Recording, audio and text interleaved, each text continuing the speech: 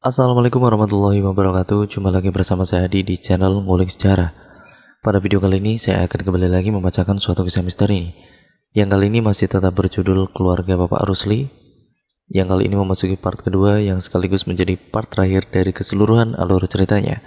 Yuk, daripada kita lama-lama, daripada kalian penasaran nih bagaimana kelanjutan ceritanya dan akhir dari cerita ini, kita langsung saja menuju ke ceritanya.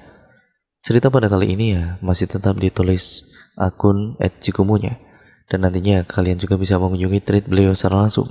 Yuk langsung saja kita menuju ke ceritanya.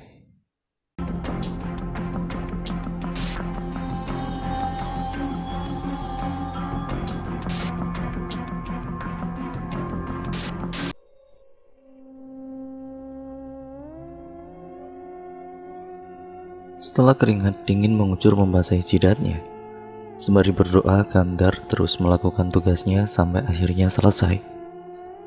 Sampun rampung, Pak. Ya, Pak Kades dikabarin kalau semuanya udah siap, ucap Kandar seperti itu. Dengan sigap warga pun mengabari keluarga Pak Kades. Hingga tidak perlu menunggu lama, rombongan pun datang membawa keranda. Pak, ikutkan nguburinnya? Tanya Kandar pada Pak Kades yang menjaga jarak dari jasad anaknya. Kamu aja ya, Man. Saya nggak sanggup, ucap Pak Kades dengan mata sembab. Kandar pun mengangguk. Dengan dibantu dua warga lain, Kandar masuk ke liang kubur. Saat kain keranda dibuka, semua menangis histeris. Awalnya Kandar bingung, namun saat bau busuk menyeruak, Kandar pun paham. Dengan hati lapang, Kandar menerima jasad Yoga. Kafannya tidak lagi putih. Luka yang ada di kepalanya menyebabkan kain kafannya bersimbah darah. Bukan hanya di kepala, namun di sekujur tubuhnya. Sing tenang, Ger. Yang tenang, Gina, ucap Kandar saat melepas tali kafan yang mengikat tubuhnya. Namun, Kandar kaget bukan main saat sayup-sayup seperti terdengar rintihan. Tolong Pak De, ucap entah siapa itu. Awakmu krungu? Tanya Kandar. Enggak. Udah cepetan, ucap warga. Dan setelah selesai melepas tali kafan, Kandar dan yang lainnya kembali kaget hingga meloncat naik saat ribuan kelabang keluar dari jasad itu sembari bau busuk yang makin tidak tertahankan. Saat sudah di atas, Kandar bergegas mencangkul tanah agar baunya tidak menyeruak kemana-mana.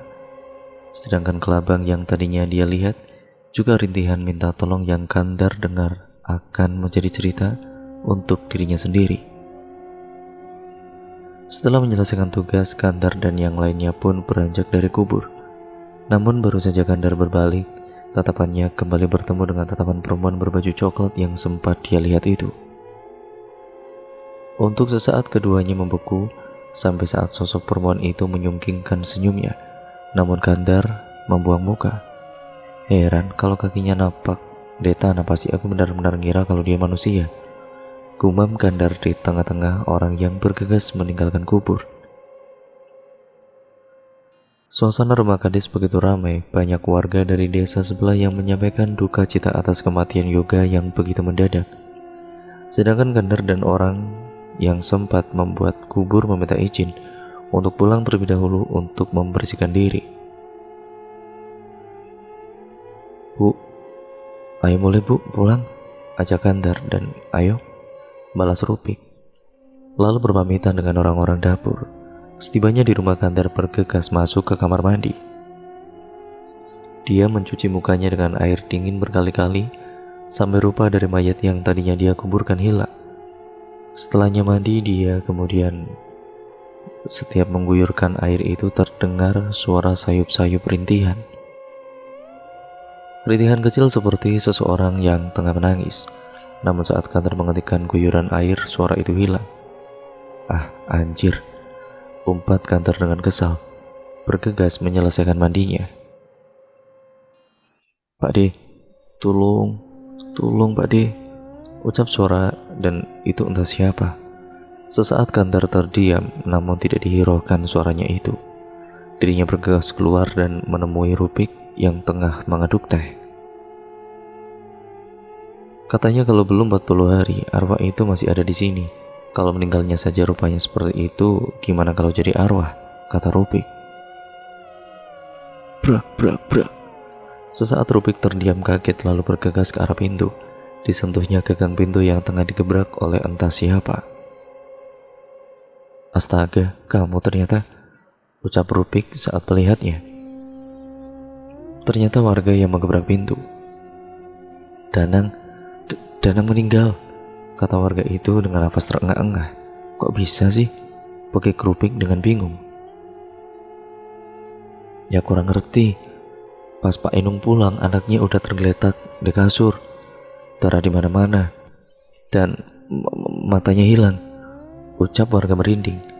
Tidak lama setelah itu, kentongan kembali dibunyikan. Bergegas Kandar kembali ke pos ronda bersama Rupik. Di sana semua warga membawa obor, raut wajahnya marah. Baru saja 1 hari 2 anak meninggal. Gimana ini baiknya? Tanya Kandar saat sampai di sana. Desa kita tidak aman, kayaknya ada yang sengaja nebar teror. Gak mungkin anak yang tidak tinggal di rumah dalam keadaan baik-baik saja tiba-tiba meninggal tanpa mata. Anak saya pasti dibunuh. Anak Pak Kades juga pasti begitu. Mana ada anak kepleset terus kepalanya pecah. Anak itu mancing di pinggir kali kan, atau di pinggir air terjun. Paling mentok meninggal karena hanyut, ucap Inung marah.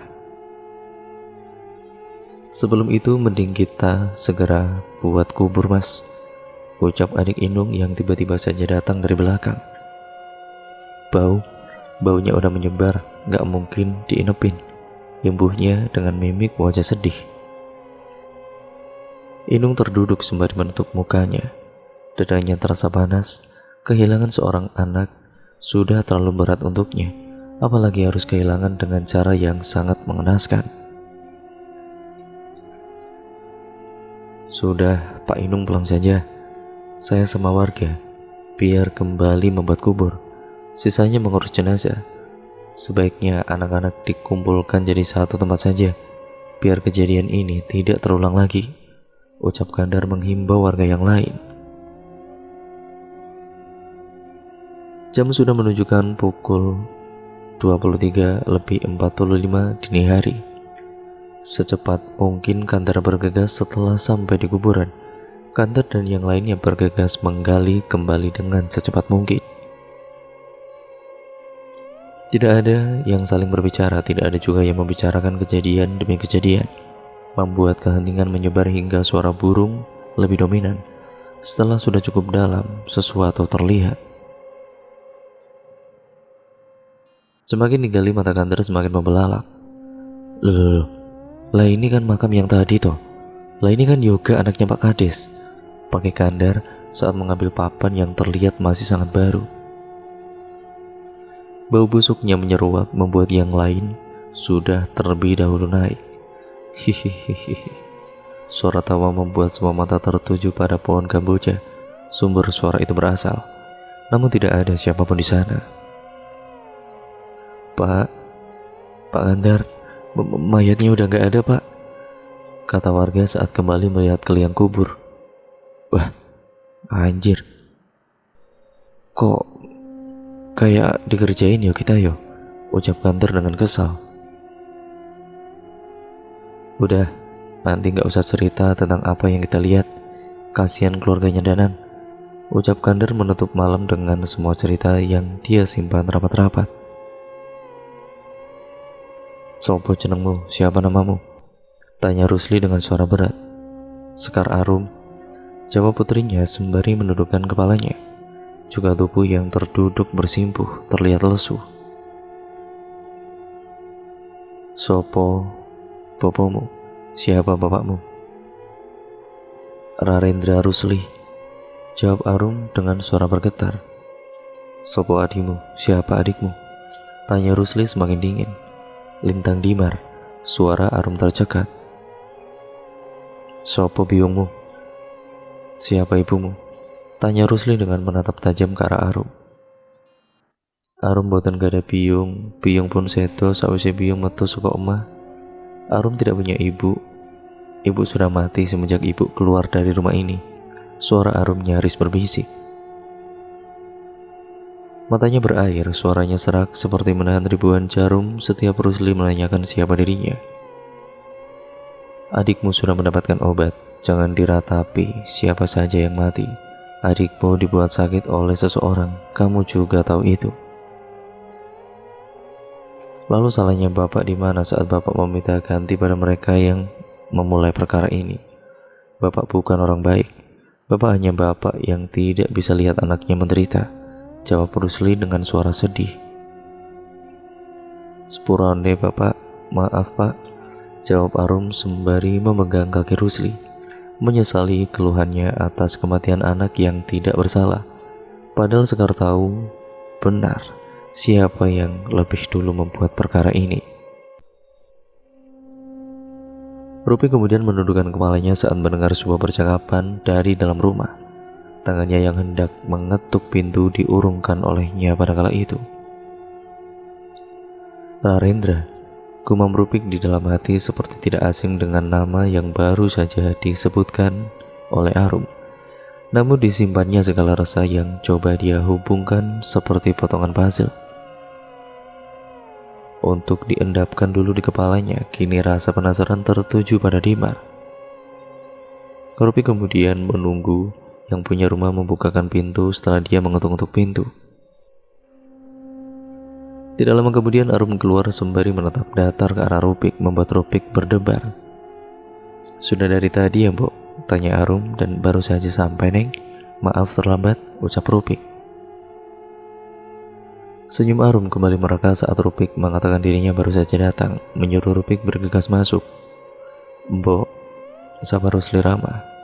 Sedang Rupik hanya membalas dengan senyum tipis sembari menundukkan kepalanya. Mbok, lihat Dimar yuk, ajak Arum. Mari, jawab Rupik yang kian penasaran. Bukan lagi di ruang bawah tanah, Arum mengajak Rupik ke sebuah kamar yang berada berhadapan dengan kamar Arum. Kamar yang sempat dirinya lihat saat hendak masuk ke ruang bawah tanah. Dari depan pintu tidak tercium bau anyir, membuat Rupik makin yakin dengan apa yang dirinya yakini. Perlahan Arum mulai membukakan pintu. Terlihat seorang anak laki-laki tengah terduduk di kursi, memandang lurus ke arah jendela, membiarkan badannya diterpa matahari pagi.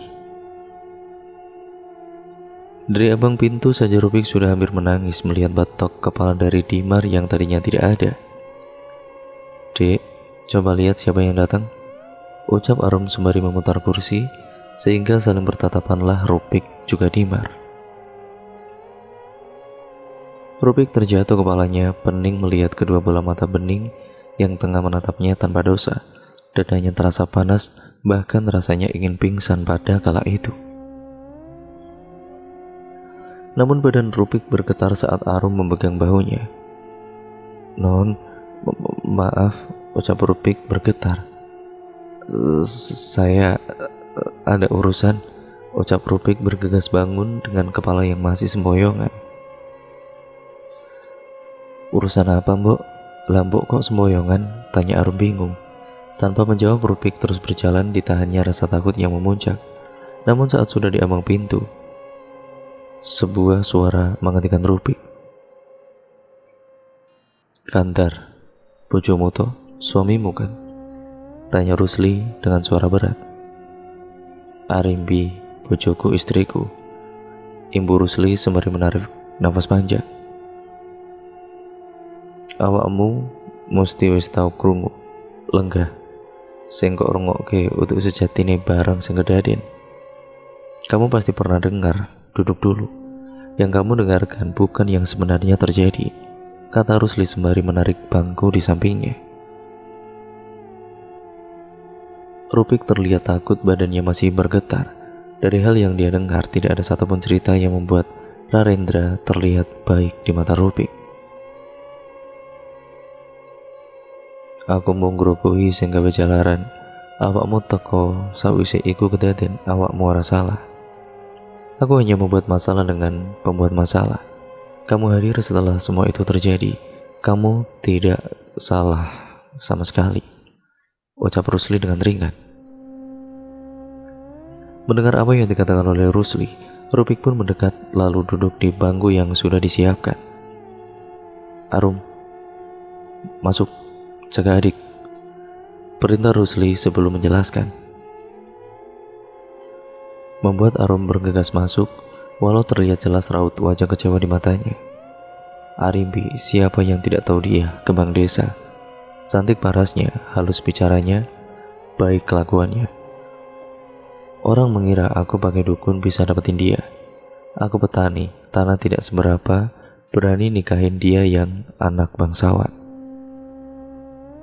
Rusli menelan ludah sekaligus kepahitan yang dia rasakan secara bersamaan sebelum akhirnya melanjutkan ceritanya. Awal menikah semua berjalan dengan lancar. Seorang anak priayi bisa hidup dengan kaum sudra sepertiku. Dilepas segala atribut kemewahan, beserta diterimanya ancaman kehilangan warisan yang begitu banyak atas nama cinta.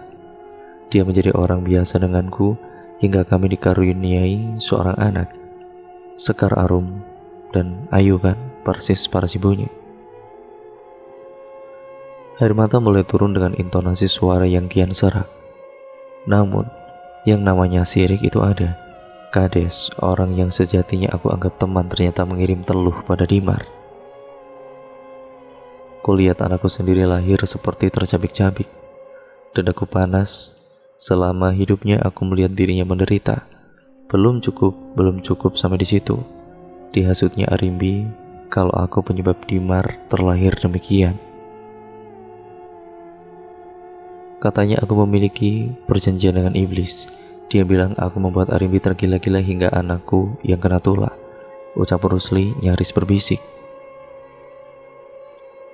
Alhasil warga datang berbondong-bondong menemuiku, merutukiku, memaki melempariku buku dengan batu, istriku dirampas, Arimbi dipulangkan ke orang tuanya. Seperti binatang kami dipaksa pergi. Aku, Arum, dan Dimar bertahun-tahun hidup mengasingkan diri. Salah saat aku mengambil bagian, ucapnya dengan keras. Ku ambil tempurung kepala anak Pak Kades itu, supaya dia tahu rasanya hancur. Inum. Dia tahu benar, tapi dia tutup mata. Ku ambil mata anaknya, supaya dia bisa melihat apa itu penderitaan. Sisanya, anakku belum memiliki tangan dan kaki, ucap Rusli mendadak dingin. Jangan lagi, jangan ada lagi yang mati, rintik Rupik. Kenapa? Kamu sudah tahu selanjutnya siapa? Tanya Rusli dengan dingin. Rupik tidak lagi merintih. Ini dia bersimpuh di kaki Rusli sembari menangis tersadu-sadu. Bilang suamimu, aku mau ambil bagian, jawab Rusli. Bajingan. Umat Rupik bangun dari posisi yang tadinya meringkuk untuk mencari belas kasihan. Tatapan tajam masih lurus tertuju pada Rusli, sedang Rusli sendiri menatap datar seakan tidak bergerak. Rupik bergegas keluar dari rumah. Di depan dirinya sudah disambut oleh hujan yang begitu sangat deras. Langit mendung beradu suara petir yang seakan meneriakinya untuk segera pulang. Cuaca tidak membuatnya berjalan pelan. Diangkat roknya sebatas lutut lalu berlari-lari secepat-cepatnya. Dari balik punggungnya batang pohon tumbuh merapat menutupi jalan. Di cabang jalan Rupik kemudian berbalik. Tidak ada pagar yang ditumbuhi bunga mawar. Tidak ada jalan setapak. Tidak ada rumah dari kayu. Semua kembali seperti sebelum rumah itu ada. Degup jantung Rupik beradu. Apa yang sebenarnya aku temui? Ucap Rupik menangis tersadu-sadu. Pada siapa sebenarnya aku mengabdikan diriku? Ibu Rupik dan hihihi. Suara cekikikan terdengar dari balik dahan pohon. Kian lama suara itu seakan menyebar ke segala penjuru. membuat Rupik pada kala itu kian ketakutan. "Kalian keterlaluan," rintik Rupik kembali berlari. "Bu, Bu," panggil Kandar dari kejauhan. "Pak, Bapak," teriak Rupik kian mempercepat kakinya. Tangis Rupik pecah saat beradu tatap dengan suaminya. Kandar sengaja menjemput istrinya setelah tahu siapa yang menjalankan sebuah permainan dari setiap kejadian ini. Kandar takut jika yang diincar adalah istrinya, karena memang keluarganya tidak memiliki keturunan. Namun baru saja Kandar hendak mendekat, petir kemudian menerpa sebuah pohon hingga membuatnya tumbang. Terekam jelas di mata Rupik bagaimana pohon itu menghantam tubuh suaminya. Tidak ada teriakan, tidak ada tangis. Untuk sesaat tubuh Rupik mematung, dirinya masih menganggap semua ini hanya mimpi buruk sampai darah suaminya mengenai kaki telanjang Rupik yang penuh goresan semak berduri. Darah Kandar berbaur dengan air hujan, merahnya pekat, baunya anyir. Sampai detik itu Rupik masih membeku, merasakan setiap tulangnya seperti dicabut satu demi satu. Rasa sakit pedih menamparnya pada kenyataan bahwa dirinya sebatang kara sekarang. Bukan hanya tangan, bukan hanya kaki, tubuh Kandar hancur tidak tersisa. Bahkan pohon itu seakan menelan tubuh Kandar tanpa menyisakan sesuatu yang bisa dilihat. Tidak lama kemudian, warga berdatangan. Saat warga menyentuh pundak Rupik, saat itu juga semuanya gelap. Pemakaman, tempat inilah yang memisahkan Rupik dan Kandar suaminya sekarang. Sendiri kata itu yang terus terngiang di kepala Rupik. Tidak memiliki garis keturunan, kini suami juga meninggal. Bahkan hanya badan hancur suaminya yang dikuburkan, tanpa bisa dimandikan, tanpa bisa dilihat wajahnya untuk yang terakhir kalinya. Hanya ekspresi haru yang hanya selang beberapa menit sebelum pohon menimpa Kandar yang bisa dirinya kenang. Pemakaman selesai hampir jam 8 malam. Semuanya sudah bergegas pulang. Hanya Rupik yang seakan-akan enggan meninggalkan suaminya, membiarkannya ataupun membiarkan dirinya melamun sembari memberikan ataupun memberi belayan batu nisan Kandar itu. "Sekarang sudah impas," kata seorang perempuan berkerudung yang tiba-tiba saja bersimpuh di dekatnya. Dosanya sudah dibayar lunas. Tragedi masa lalu sudah tinggal cerita. Ibu perempuan itu. "Belum, aku akan menuntut balas," ucap Rupik dengan dingin. "Pada siapa? Mereka sudah mati, menepi ke kota. Mereka bahkan terbakar hidup-hidup sebelum berangkat. Bahkan suamimu melemparkan api itu ke rumah kami. Ada yang hilang dari ingatan mereka. Bagaimana warga membunuh keluargaku dengan keji? Ada yang hilang dari ingatan mereka bahwa aku pergi agar keluargaku selamat. Tapi tidak, mereka membantai keluargaku tanpa ampun. Tahu yang lebih kasihan?" tanya perempuan itu. "Apa?" tanya Rupik dengan nada bergetar. "Mereka tidak tahu, mereka sudah mati," ucap perempuan itu dengan datar. "Memang siapa kamu?" tanya Rupik, kesal sekaligus takut. "Arimbi." Dan cerita pun akhirnya selesai sampai di sini ya teman-teman. Terima kasih untuk kalian semua yang sudah menyimak video kali ini dan cerita kali ini. Nah, bagaimana penuh dengan plot twist kan? Ceritanya sangat keren dan menurutku kalian harus menyimak dari part yang pertama agar kalian bisa mengerti keseluruhan alur ceritanya. Dan untuk apapun yang terkandung dalam cerita pada kali ini, semoga kalian bisa mengambil yang baik-baik dan membuang yang buruknya. Dan semoga itu semua menjadikan kalian manusia yang jauh lebih baik lagi, karena kalian bisa memetik pembelajaran dan hikmah yang berada di dalamnya. Sekian dan terima kasih, kurang lebihnya mohon maaf, dan sampai berjumpa di video terbaru selanjutnya ya teman-teman. Jangan lupa subscribe untuk kalian yang belum subscribe. Terima kasih atas support kalian selama ini. Jangan lupa tetap terus like, komen, dan share video kali ini sebanyak-banyaknya agar channel ini bisa berkembang menjadi channel yang jauh lebih baik lagi. Sekian dan terima kasih, kurang lebihnya mohon maaf. Wassalamualaikum warahmatullahi wabarakatuh.